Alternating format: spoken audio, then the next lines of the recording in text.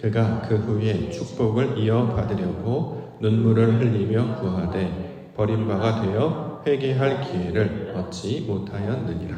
아멘. 히브리서 12장 14절부터 17절까지 본문입니다. 주를 보리라. 주를 보리라 라는 말씀의 제목입니다. 14절. 모든 사람과 더불어 화평함과 거룩함을 따르라. 이것이 없이는 아무도 주를 보지 못하리라. 자, 아무도 주를 보지 못하리라 라고 하는 말은 이것이 있어야 주를 보게 될 것이다 라는 말로, 강조하는 말로 우리가 받을 수 있을 것입니다. 따라서 제목을 주를 보리라 라는 말씀으로 정해보았습니다. 자, 주를 본다 라고 하는 말이 어떤 뜻일까? 자, 본다. 성경에서 말하는 본다는 이제 영적인 눈으로 이해하고 깨닫게 될 때, 이걸 이제 주를 본다라고 이야기를 하죠. 시각적 어떤 눈으로 나오는 것으로 보는 것이 아니라 무언가를 깨닫고 이해하게 될 때 우리가 이제 본다라는 말을 쓰죠. 예를 들어서 사람 알아보네, 볼 줄 아네, 그렇죠? 길을 보네, 뭔가 방법이나 어떤 해법, 어떤 능력이나 안목 등이 생기면 우리가 이제 본다라는 표현을 쓰잖아요. 이제 그 표현으로 우리가 받을 수 있을 것입니다. 주를 본다라고 하는 것은 시각적 자극을 통해 어떤 물체를 우리가 이제 시각적 정보를 받아들이는 것뿐만이 아니라 그 안에 담겨져 있는 행간의 뜻을 이해하고 또 그 뜻이 무엇인지를 알게 돼서 그가 원하시는 뜻이 바로 이런 모습이었구나 라고 하는 것을 이제 본다라는 단어로 사용을 하고 있습니다. 실제로 헬라어에서도 이것을 이제 구별하면서 사용을 하고 있는데 보통 이제 본다는 말을 이제 시각적으로 볼 때는 이제 우리가 자주 쓰는 영어로 보면 이제 see 같은 게 되겠죠. 보다, watch. 근데 이제 헬라어로는 블레포라는 단어 쓰고요. 근데 오늘 본문에서 쓰는 단어는 이제 호라우라는 단어를 사용하고 있습니다. 우리로 따지면 우리가 뭔가를 깨닫고 알게 될 때 I see, 알았습니다라고 하는 거. 자, 그런 말로. 자, 영적인 세계를 이해하고 깨닫게 될 때 이걸 이제 주를 본다라는 말로 사용을 하고 있습니다. 하나님께서 저와 여러분들을 부르셔서 구원하셨잖아요. 구원하신 목적이 뭐냐면 주를 보게 하시려고. 다시 말해 하나님이 하시는 일이 무엇인지를 알고 깨닫게 하시려고. 그러면 이게 바로 하나님이 하시는 일이네, 그렇네 라는 것을 알고 깨닫고 그런 것들을 보게 되면 그것을 이제 소망하며 찾으며 나아가게 되는 것이죠. 세상은 우리가 보통 실체가 아닌 이제 그림자에 불과하다, 허상에 불과하다. 실체와 본질은 따로 있다라고 이야기를 보통 하는데 그 실체와 본질이 바로 하나님이었습니다. 그 실체와 본질을 보려면 지금 우리가 가지고 있는 수준으로는 이해가 되지 않아요. 차원이 다르기 때문이죠. 그렇기 때문에 우리가 차원이 다른 방법을 통해서 나아가는데 우리가 가진 차원을 보통 이제 1차원으로 정도 이해를 한다면 2차원 또는 3차원의 단계로 우리가 성숙하며 성장해야 이것을 만날 수 있을 것입니다. 자, 그러려면 어떻게 되냐? 차원이 다른 곳에서 우리 가운데 찾아오셔서 그가 어떻게 보고 어떻게 듣고 어떻게 말해야 되는지를 가르쳐 주신단 말이죠. 그 말씀을 우리가 듣고 배울 때에 그 단계로 우리가 성숙하고 성장하게 되는 것입니다. 그래서 우리 가운데 보내신 선물이 바로 예수 그리스도시잖아요. 하늘에 계신 그분이 땅에 오셔서 하늘의 것을 우리 가운데 들려서 알려주십니다. 그러면 땅의 것만 보고 살던 사람들이 하늘에서 있는 관점으로 볼 수 있구나. 그러면 땅에 있는 평면으로 보던 사람이 이제 하늘로 보게 되면 모든 것이 입체적으로 보고 막혔던 길도 어떻게 되는지 이제 알 수 있게 되고 또 이전에는 깨닫지 못했던 것, 인간이 가지고 있는 체험적 한계, 경험적 한계, 본성적 한계 때문에 받아들이지 못하고 이해하지 못하고 깨닫지 못하는 그런 것들을 이제 알게 되고 깨닫게 된다. 자, 이것을 주를 보는 과정으로 설명을 하고 있습니다. 자, 이렇게 하나님이 하시는 일을 보게 하시려고 이걸 이제 증인들의 내용이 목적입니다. 그것들을 보게 하시고 맞네, 우리 하나님이 하시는 일이었네, 이것을 하나님께서 우리 가운데 보여주시는 것이었네. 그러면 세상의 목적과 소망도 보이는 것에 두지 아니하고 영원을 사모하는 하나님께 마음을 두며 나아가게 되는 자로 살게 되는 것입니다. 실제로 예수님께서 이 땅에 오셨을 때 아무도 그를 알아보지 못했죠.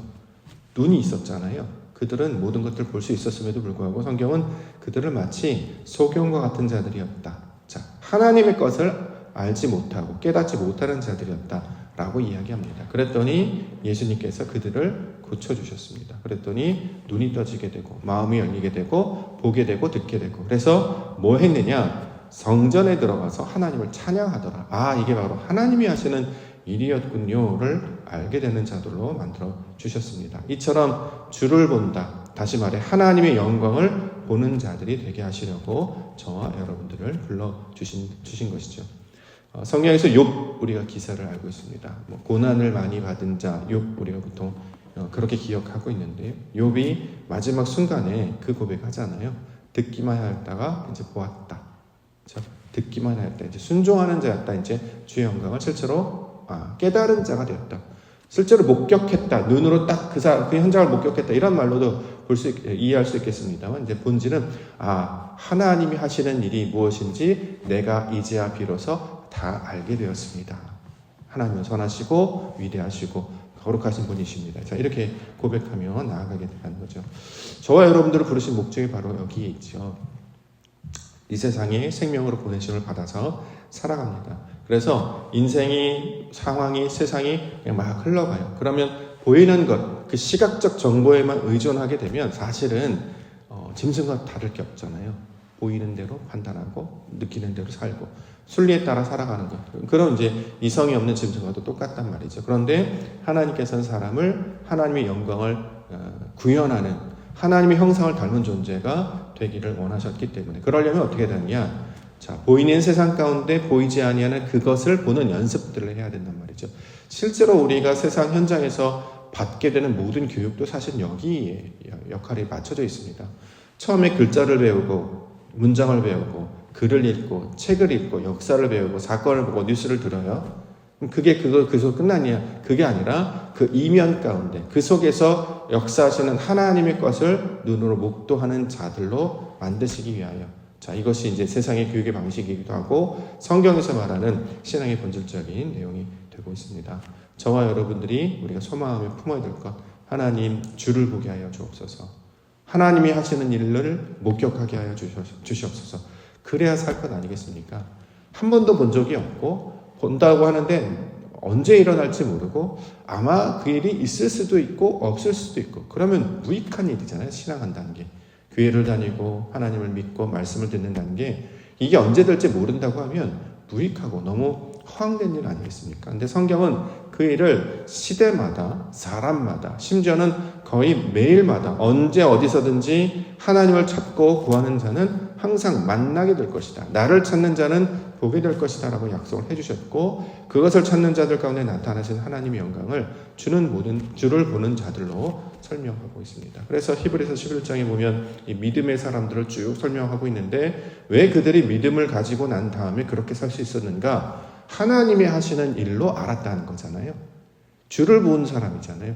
이게 바로 하나님이 하시는 일이구나. 하나님께서 우리를 부르시고 아버지께서 역사하시고 인도하시는구나. 이거를 알게 되었다. 그 믿음을 가진 사람들이었기 때문에 그들을 주를 보는 자였다. 이렇게 이야기하고 있습니다. 그래서 오늘 본문의 내용 중에 주를 보리라. 이것을 마음 가운데 품고 우리도 또 우리 교회도 우리 모든 일도 하나님 보게 하여 주옵소서. 믿음의 눈으로 바라보게 하시고 영적인 눈이 뜨여서 깨어서 떠져서 하나님이 하시는 일로 보게 하여 주옵소서. 이렇게 소망하시며 그것들을 증거하며 목도하시는 증인들로 살아가시는 우리 성도님들 교회 되기를 소망합니다. 그래서 필요한 것이 무엇이냐면 이제 화평함과 거룩함 이렇게 설명하는 것이죠. 14절 모든 사람과 더불어 화평함과 거룩함을 따르라. 이것이 없이는 아무도 주를 보지 못하리라. 화평함과 거룩함을 따라야 주를 볼 수 있다. 이 말이잖아요. 자, 화평함 우리가 이제 늘 배웠던 말 샬롬입니다. 샬롬. 우리가 성경에서는 평화, 평강 이런 말로 번역을 했는데 자, 샬롬이 무슨 뜻이냐? 하나님이 내 안에, 내가 하나님 안에. 자, 이 말로 우리가 정의할 수 있을 것입니다. 하나님의 속성이 내 안에 부어지는 상태. 하나님의 것이 나 안에 채워지는 상태. 그럼 우리가 어떤 사람을 살아가냐면 성령이 하나님의 속성이 내 안에 부어지고 하나님의 것이 내 안에 채워지면 내가 살아있는 영혼이 된다. 그래서 이거 생령이라고 이제 번역을 했죠. 이걸 숨을 불어넣으시는 아담의 모습으로도 설명을 하셨고 예수님께서는 성령을 불어넣으신 제자들의 모습으로 설명하시기도 하셨습니다. 어둠 가운데 있었던 나였는데 땅이 흑암과 혼돈과 공허, 흑암과 깊은 가운데 있었는데 거기에 뭐가 비쳐요? 빛이 비치는 상태가 되는 거예요. 자, 이게 바로 하나님이 내 안에, 내가 그 안에 있는 상태. 이걸 뭐라고 그러냐? 샬롬이라고 한다. 자, 이렇게 이야기하고 있는 것이죠. 자, 우리가 하나님을 보려면 어떻게 해야 되느냐? 그의 빛 가운데 있어야 된다는 거예요. 그의 숨으로 숨을 쉬어야 되고, 그가 하는 방식으로 해야 하나님께서 하시는 일을 볼 수 있을 것이다. 자, 이렇게 이야기하고 있다는 거죠. 자, 내 감정이 아니라 하나님의 감정, 내 뜻이 아니라 하나님의 뜻. 그래서 항상 우리가 이제 신앙하고 기도할 때 하나님이라면 어떻게 하셨을까? 예수님이라면 어떻게 하셨을까를 늘 고민하는 이유가 뭐냐면 내 방식으로는 이게 보이지가 않죠. 내 방식으로 보게 되면 사람이 하는 일로 보이기 때문에 사람이 하는 일로 보게 되면 어떤 일이 벌어지냐면 원망, 불평, 비판 이런 것밖에 나타나지 않아요. 왜냐하면 사람은 다 다르기 때문에 나와 똑같지 않은 모습이 되기 때문에 나와 다른 것을 늘 틀렸다라고 우리가 판단하기 쉬워서 그래서 늘 갈등이 있는 거 아니겠습니까? 근데 하나님이 내 안에 들어오세요. 나의 시각과 관점이 내 수준이 아니라 하나님의 수준으로 바뀌어졌어요. 내가 그릇이 크게 변했습니다. 그래서 이걸 담게 된단 말이죠. 그러면 그 사람이 내 안에 들어오게 된다. 하나님의 품으로 내가 품어버리면 아무런 문제가 될 것이 없었다. 우리가 이제 어저께 괜찮아 이렇게 된단 말이죠.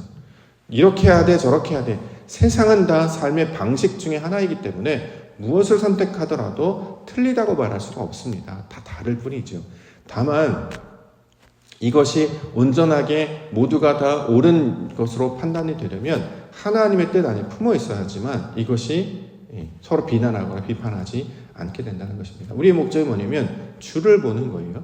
하나님을 보는 거예요. 그러려 어떻게 되느냐? 내 수준에 머무르지 않고 하나님의 수준으로 이해하고 판단하게 하여 주옵소서. 자꾸 이렇게 우리가 연습을 해야 합니다. 그렇지 아니하면 사람의 일로 보면 마음에 드는 게 있겠습니까?